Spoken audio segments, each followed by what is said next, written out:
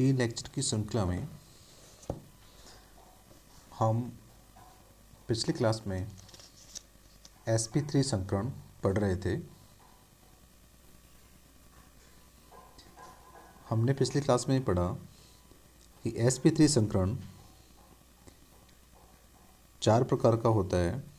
ab4 प्रकार, ab3l प्रकार, ab2l2 प्रकार, abl3 प्रकार, जिसमें हमने पिछली क्लास में ab4 प्रकार का sp3 संस्करण पढ़ लिया था, जिसमें हमने CH4 मॉलिक्यूल और अमोनियम आयन के एग्जाम्पल्स को विस्तृत रूप से अध्ययन किया था। आज की इस कक्षा में हम पढ़ेंगे ab3l प्रकार का sp3 संस्करण। जैसा कि नाम से पता चल रहा है, ab3l, इसमें A केंद्रीय परमाणु है, B इस केंद्रीय परमाणु से बंधित अन्य परमाणु है और L लोन पेयर है। लोन पेयर यानी एकांकी इलेक्ट्रॉन युग्म। तो इस ab3l में 3 B परमाणु इससे जुड़े हुए हैं। तो इसका मतलब हुआ कि A के साथ 3 बंधित युग्म जुड़े हुए हैं और एक इसके पास लोन पेयर है। अब इसमें sp3 संकरण किस प्रकार से होता है, उसका उदाहरण लेने के लिए हम अमोनिया अणु का उदाहरण लेते हैं। अमोनिया यानी NH3 अणु। इस NH3 अणु में केंद्रीय परमाणु नाइट्रोजन है। अतः संकरण किस में होगा? इस नाइट्रोजन परमाणु में संकरण होगा। तो इस केंद्रीय नाइट्रोजन परमाणु में जो नाइट्रोजन है केंद्रीय परमाणु, इसमें मात्र 3 इलेक्ट्रॉनों का उपयोग करके हाइड्रोजन परमाणु के साथ 3 बंध बनाता है। वे बाकी बचे 2 इलेक्ट्रॉन एकांकी या आबंधी इलेक्ट्रॉन के रूप में नाइट्रोजन परमाणु के पास रहते हैं। अतः NH3 में 3 सिग्मा बंध युग्म तथा एक एकांकी बंध युग्म या लोन पेयर होता है और NH3 अणु में केंद्रीय परमाणु की निम्नतम अवस्था में ही 3 बंध बनाने हेतु 3 अयुग्मित इलेक्ट्रॉन हैं। अतः उत्तेजित अवस्था प्राप्त किए बिना ही संकृत अवस्था प्राप्त होती है। इसको इस प्रकार से समझिए कि नाइट्रोजन का जो इलेक्ट्रॉनिक विन्यास होता है वह क्या होता है? 1s2, 2s2 और 2p3। यानी पहला जो कोश है उसमें 1s कक्षक होता है केवल, वह भी इसमें पूरा भरा हुआ है 1s2। दूसरा कोश है, इसमें जो s कक्षक हैं वो भरे हुए हैं 2s, और जो p कक्षक हैं उनमें एक एक इलेक्ट्रॉन है 3 p कक्षकों में।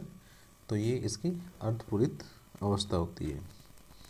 तो इस स्थिति में हम देख रहे हैं कि 2s कक्षक में 2 इलेक्ट्रॉन हैं और 2px, 2py और 2pz कक्षक में भी एक एक अयुग्मित इलेक्ट्रॉन है। अब चूंकि NH3 मॉलिक्यूल में नाइट्रोजन 3 हाइड्रोजन परमाणुओं के साथ बंध बना रहा है, तो इसको बंध बनाने के लिए 3 अयुग्मित इलेक्ट्रॉनों की आवश्यकता है, जो हाइड्रोजन के 1s कक्षक में उपस्थित इलेक्ट्रॉन जिसका चक्रण विपरीत होता है। तो इस स्थिति में वह उनसे अतिव्यापन करके सिग्मा बंध बनाते हैं।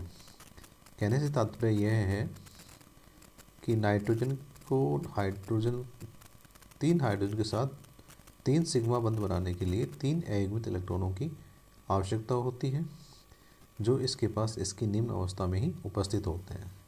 अतः इन इलेक्ट्रॉनों को उत्तेजित होने की आवश्यकता नहीं होती। तो नाइट्रोजन की निम्न अवस्था में ही इसके पास 3 अयुग्मित इलेक्ट्रॉन हैं और 2s कक्षक में एक एकांकी इलेक्ट्रॉन युग्म है। तो इस स्थिति में यह संकृत करके sp3 संकृत कक्षक बनाएगा 4, जिनमें से 4 में से एक sp3 संकृत कक्षक के पास तो 2 इलेक्ट्रॉन हैं, यानी एक एकांकी इलेक्ट्रॉन युग्म है, और 3 संकृत कक्षकों के पास एक एक अयुग्मित इलेक्ट्रॉन है। तो ये जो 4 sp3 संकृत कक्षक हैं एक चतुष्फलक के रूप में व्यवस्थित हो जाते हैं, जिनके बीच में बंद कोण होता है। अब यहाँ पे एकांकी इलेक्ट्रॉन युग्म और sp3 संकेत कक्षक जो है 4, इनमें जो रिपल्सन होता है वो एक अलग अलग मात्रा में होता है, इसलिए इनका बंद कोण में परिवर्तन आ जाता है। जो इसमें बंद कोण है वो 107 डिग्री 18 मिनट का रह जाता है। तो नाइट्रोजन परमाणु पर एकांकी बंद युग्म के कारण संकृत कक्ष समचतुष्फलक ज्यामिति की जगह पिरामिडी अवस्था में व्यवस्थित हो जाते हैं। वह बंद कोण 109 डिग्री 28 मिनट से घटकर 107 डिग्री 18 मिनट रह जाता है। संकृत n परमाणु हाइड्रोजन परमाणु के साथ 3 sp3 1s अतिव्यापन करके सिग्मा बंध बनाते हैं, जो कि जिसे कि आगे चित्र में दिखाया गया है। आप इस चित्र में देखेंगे कि नाइट्रोजन के जो चारों sp3 संकृत कक्षक हैं वो एक चतुष्फलक के रूप में व्यवस्थित हैं, और इनमें से तीन sp3 संकृत कक्षक एक प्रकार के हैं और चौथे संकृत कक्षक वो अलग प्रकार का है, क्योंकि उसमें 2 युग्मित इलेक्ट्रॉन हैं और शेष बचे हुए तीनों sp3 संकृत कक्षकों में एक एक इलेक्ट्रॉन है। तो इस प्रकार से जो 3 sp3 संकृत कक्षक हैं जिनके पास एक एक युग्मित इलेक्ट्रॉन है, वह 3 हाइड्रोजन परमाणुओं के 1s कक्षक से अतिव्यापन करके सिग्मा बंध बना के अमोनिया मॉलिक्यूल बनाते हैं। और इस प्रकार जो अमोनिया की स्ट्रक्चर प्राप्त होती है उसमें sp3 संकरण होता है ab3l प्रकार का और इसकी ज्यामिति पिरामिडीय प्राप्त होती है। उसका बंध कोण 107 डिग्री 18 मिनट का प्राप्त होता है। अब इस sp3 संकरण में जो तीसरा संकरण है वह है ab2l2 प्रकार का, यानी जैसा कि नाम से प्रदर्शित हो रहा है ab2l2। इसमें बॉन्डिंग जो पेयर हैं वो भी 2 हैं, यानी 2 परमाणु से ये बंधित है और साथ में इसके साथ 2 लोन पेयर जुड़े हुए हैं। तो इसका एक अच्छा उदाहरण है water molecule H2O molecule. H2O molecule में H2 की लुईस संरचना HOOH बताती है कि केंद्रीय परमाणु ऑक्सीजन केवल 2 इलेक्ट्रॉनों का उपयोग करके सिग्मा बंध का निर्माण करता है। शेष 4 इलेक्ट्रॉन 2 एकांकी इलेक्ट्रॉन युग्मों एल की भांति ऑक्सीजन परमाणु पर रहते हैं। अतः H2O में केंद्रीय परमाणु O भी sp3 संकृत अवस्था में होना चाहिए। H2O अणु में केंद्रीय परमाणु O की निम्नतम अवस्था में इसके 2 बंध बनाने हेतु आवश्यक 2 अयुग्मित इलेक्ट्रॉन होते हैं।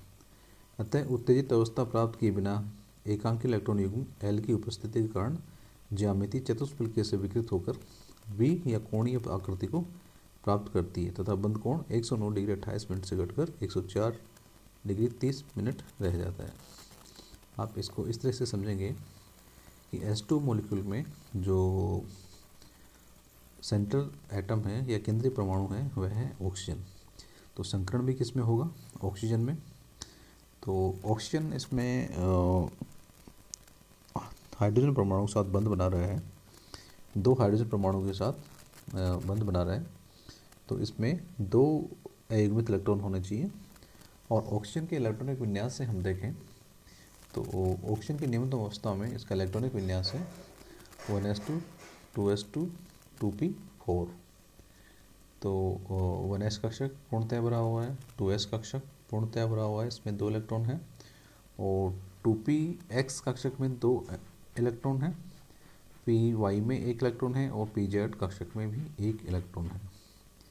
इस प्रकार इस स्थिति में ऑक्सीजन के पास 2 एकांकी इलेक्ट्रॉन युग्म हैं और 2 अयुग्मित इलेक्ट्रॉन युग्म हैं, अर्थात इसके पास 2 सिग्मा बंध बनाने के लिए पर्याप्त संख्या में अयुग्मित इलेक्ट्रॉन इसकी निम्नतम अवस्था में ही उपस्थित है। अतः इस ऑक्सीजन परमाणु को उत्तेजित होने की आवश्यकता नहीं है।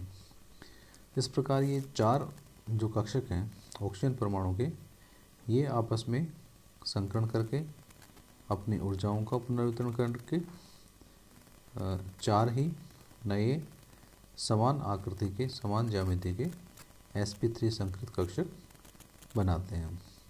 अब इन चारों sp3 संकृत कक्षकों में से दो sp3 संकृत कक्षकों में एकांकी इलेक्ट्रॉन युग्म है, शेष दो sp3 संकृत कक्षकों में अयुग्मित इलेक्ट्रॉन है। अब इन दो sp3 संकृत कक्षकों के साथ दो हाइड्रोजन परमाणुओं के 1s कक्षक अतिव्यापन करके सिग्मा बंध बनाएंगे और हाइड्रोजन परमाणु का इससे बंधन होगा। ये चारों जो sp3 संकृत कक्षक है एक चतुष्फलक के रूप में व्यवस्थित रहते हैं। तो यहाँ पे चूंकि दो एकांक इलेक्ट्रॉन युग्म है तो इनका जो बंध कोण भी 109 डिग्री से घट के 104 डिग्री 30 मिनट रह जाता है। तो इस चित्र के अनुसार ये चारों sp3 कक्षक त्रिविम में व्यवस्थित रहते हैं और इस स्थिति में इनसे हाइड्रोजन परमाणु का 1s कक्षक अतिव्यापन करके सिग्मा बंध बना रहता है और इसमें जो अतिव्यापन का प्रकार है वह होता है sp3s अतिव्यापन। और इस प्रकार से वाटर मॉलिक्यूल की ज्यामिति V शेप प्राप्त होती है। इसमें संकरण होता है sp3 संकरण Ab2L2 प्रकार का। इसकी ज्यामिति प्रतीप V या उल्टे V की तरह होती है या कोणीय ज्यामिति होती है और बंध कोण 104 डिग्री 30 मिनट का इसमें बंध कोण होता है। इसके बाद में हम एक और प्रकार पढ़ते हैं इसका Ab2L3 प्रकार का sp3 संकरण। इसका जो उदाहरण हम लेंगे ICl और इसमें जैसे नाम से पता चल रहा है कि एक केंद्रीय परमाणु है और उसमें एक बंधित परमाणु है और तीन एकांकी इलेक्ट्रॉन युग्म उपस्थित हैं। तो ICl जो अणु है इसमें जो केंद्रीय परमाणु है वह है आयोडीन। तो ICl के लिए भी संरचना में आयोडीन के पास तीन अयुग्मित इलेक्ट्रॉन है तीन एकांकी इलेक्ट्रॉन युग्म है और एक Cl से बंध बनाते हुआ बंधित इलेक्ट्रॉन युग्म है। तो यहाँ पे ICl की जो लेविस संरचना है वह बताती है कि केंद्रीय परमाणु I अपने 7 संयोजी इलेक्ट्रॉनों में से मात्र एक का ही सिग्मा बंध हेतु उपयोग करता है। शेष 6 इलेक्ट्रॉन तीन एकांकी युग्म की भांति आयोडीन परमाणु पर उपस्थित रहते हैं। अतः ICl में I परमाणु sp3 संकृत होना चाहिए। ICl में सिग्मा बंध युग्म हेतु आवश्यक एक अयुग्मित इलेक्ट्रॉन I परमाणु की नियमित अवस्था में उपस्थित होता है। अतः उत्तेजित अवस्था प्राप्त किए बिना ही संकृत अवस्था प्राप्त हो जाती है। तीन एकांकी इलेक्ट्रॉन युग्मों की उपस्थिति वजह से समचतुष्फलक की ज्यामिति विकृत होकर रेखीय बन जाती है। इसको हम इस पिक्चर द्वारा समझेंगे कि जो आयोडीन है इसकी निम्न अवस्था में इसके पास 5s पे 2 इलेक्ट्रॉन हैं और 5p में 7 इलेक्ट्रॉन हैं 5 इलेक्ट्रॉन हैं 5p में। तो 5p में जो 5 इलेक्ट्रॉन हैं वो 2px में 2 इलेक्ट्रॉन है, 2py में 2 इलेक्ट्रॉन है और 2pz में 1 इलेक्ट्रॉन है। अर्थात I के पास क्लोरीन से बंध बनाने के लिए 5pz कक्षक में एक अयुग्मित इलेक्ट्रॉन है। तो इस स्थिति में ये चारों कक्षक sp3 संकृत कक्षक संकरण करके 4 sp3 संकृत कक्षक बनाएंगे। इनमें से 4 में से 3 sp3 संकृत कक्षकों के पास एकांक इलेक्ट्रॉन युग्म होंगे और एक के पास अयुग्मित इलेक्ट्रॉन युग्म है। ये चारों sp3 संकृत कक्षक त्रिविम में समचतुष्फलक की ज्यामिति बनाने के लिए व्यवस्थित होते हैं, लेकिन इसमें 3 एकांक इलेक्ट्रॉन हैं तो इनका ज्यामिति में कोई योगदान नहीं होता और एक sp3 वाला संकरित कक्षक जिसके पास एक अयुग्मित इलेक्ट्रॉन है वो उपस्थित रहता है। अब ये एक अयुग्मित इलेक्ट्रॉन वाला sp3 से संकरित कक्षक क्लोरीन के pz कक्षक से जिसके पास भी एक अयुग्मित इलेक्ट्रॉन होता है उससे अतिव्यापन करता है और अतिव्यापन करके अपनी ऊर्जाओं का पुनर्निर्धारण करके और ये इससे सिग्मा बंध बनाते हैं। तो इस सिग्मा बंध के लिए जो अतिव्यापन हुआ वह sp3px प्रकार का अतिव्यापन होता है और जो ज्यामिति बनेगी अणु की ICl अणु की वो इस तरह से होती है। I और Cl उनके बीच में सिग्मा बंध होता है और आयोडीन के पास 3 एकांकी इलेक्ट्रॉन युग्म होते हैं। तो ICl का अणु इसमें sp3 संकरण होता है Ab3 प्रकार का, उसकी ज्यामिति रेखीय होती है और इसमें बंध कोण संभव नहीं है क्योंकि इसमें केवल 2 परमाणुओं के मध्य ही बंध बन रहे हैं। तो ये था sp3 संकरण। इसमें 4 प्रकार के संक्रमण पड़े। तो मेरी कक्षाओं को टाइम से प्राप्त करने के लिए, इनकी सूचना प्राप्त करने के लिए आप इस चैनल को लाइक कीजिए, इसको सब्सक्राइब कीजिए और इन लेक्चर्स को अपने फ्रेंड्स के बीच में शेयर कीजिए।